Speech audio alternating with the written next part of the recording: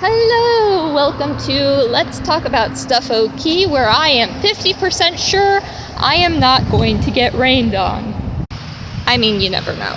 If you are coming from part 1, welcome. If you are new, hello! I am rambling about Dionysus. Specifically, historically, what happened outside of his stories and stuff. Some of this stuff may be true, some of it's not.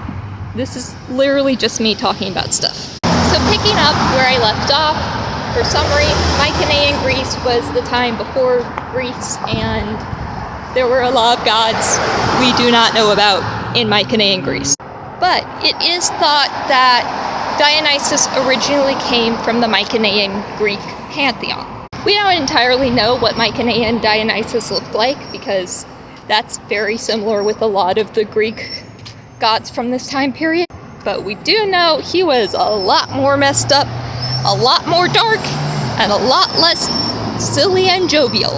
You can actually see remnants of this in his mythology, specifically the story where he was kidnapped and put on a boat, and then he turned a bunch of people into dolphins. This is a story that's a remnant of the Mycenaean version of Dionysus.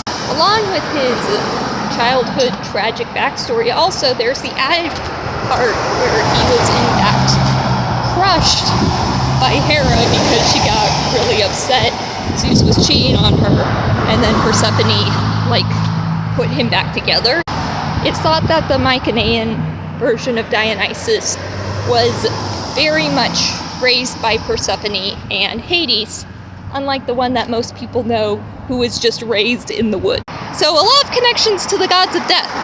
He was a lot more scary, a lot more intimidating, and probably the last person you would want to make mad. After Mycenaean Dionysus started entering the ancient Greek pantheon, they were starting to change things about his character, specifically what he stood for. And this is where it gets interesting for me. I mean, it was already interesting, but I'm very much interested in this part. So it's hard for me to touch on specifically what ancient Greece looked like by the time Dionysus came in, because I am not a historian, I don't know enough about it. But I will say the climate that he ended up coming into, as always, had a lot of people who were feeling discriminated against. These were people who felt heavily wronged by the society they were stuck in, specifically because the emperors who were in charge were mainly thinking of themselves at this point. Looks like that's 3 minutes. I will give you a part